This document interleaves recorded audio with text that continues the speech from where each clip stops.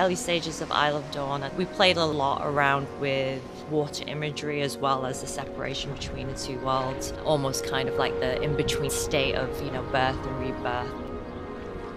I really love the imagery of these high skyscrapers as it was peeking through the clouds in the sky. Some of these obviously never made it into a game, but I just still really enjoyed the kind of collision between the human world and the sky world.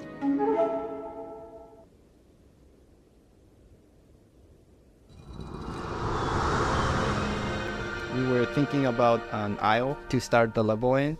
This was a concept for the isle, the first level, and then that level got iterated literally hundreds of times to a level that eventually becomes a prairie butterfly field. I grew up in Ecuador, in the city of Quito, which is located in high altitude. We're close to the sky, and the color of the sky is really deep blue, and the grassy field there is very soft and round. As I was iterating on the sketch of this isle, I always had thought of this memory of the open grassy field. This is near Quito. The weather was a bit cloudy, but you do get very clear blue sky most of the time. I didn't directly reference it, but now that I look at this photo, it does remind me of that sketch I did of the prairie island.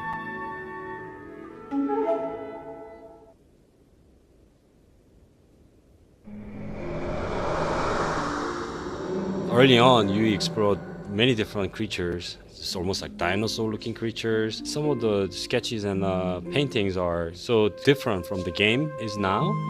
These are very early sketches of the creatures. They've always been inspired by the aquatic creatures because we love the way all these aquatic creatures gracefully swim in the water. And we wanted the flight experience in the game to feel as graceful and smooth to preserve the elegant, dreamy quality in the way things fly in our game.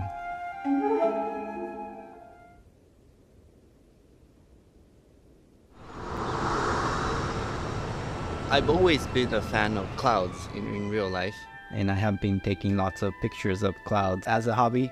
Something like this is very interesting to me because it's a little bit non-realistic, but somehow my brain says this is possible. This was one of the crazier phase of concept where we thought, what if the world above cloud had the deep sea theme? Clouds were forming to look like coral reefs. This is the beginning of how we considered forest. I do want levels where you get to be inside clouds more. When you're out in the sky, you tend to fly by yourself. We ended up relying more on the ground because the ground is where people get together. But it will be nice if we can introduce more levels that are in the clouds, but still encouraging people to be together.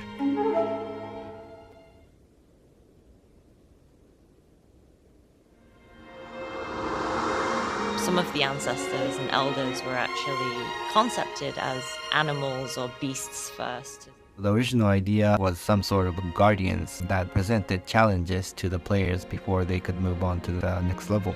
These are what eventually becomes Elder of Prairie. Back then the motif was a whale.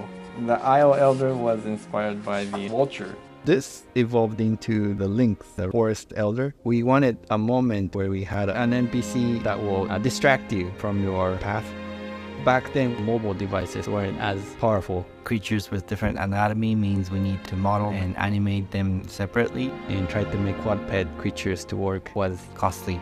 So I had to imagine another version where animals are statues, more of a symbolism, but the characters themselves are human form and human scale.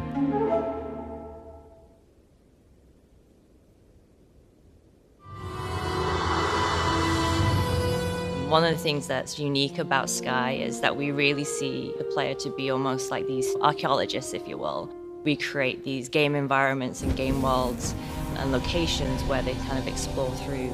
Back then we were testing touch control. We tried to design ruins where you can touch and spin to solve puzzles. We don't really explain what the world is through the game. We have no dialogue, or even we don't talk about it. We really invite the players to piece together the hints and clues, connect the dots, really ask themselves who were the people that lived here, what were the civilizations, why doesn't this civilization in the Sky Kingdom exist anymore?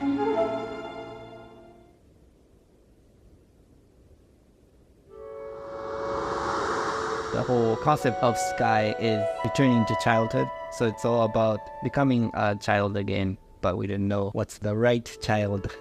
We also wanted to make a character that represents a game about flight. We specifically avoided using real wing because as soon as you see a wing on a child, you start to associate the character with an angel, someone who's beyond human. You're not as vulnerable. The simplest way is to make a relatable human child. The issue was that we also wanted to make it a multiplayer game. So if we duplicate the same human child, it starts to look like a clone field. Eventually, we made a child with a poncho. When you open your arms, the poncho kind of resembled a wing.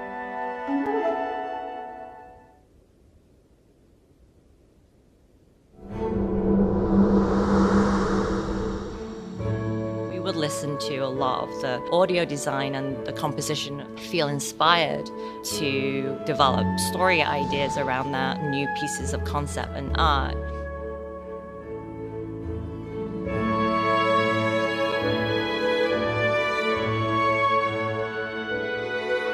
And then that would also feed back into the audio team, and they would then obviously craft the next piece of music or the next piece of audio.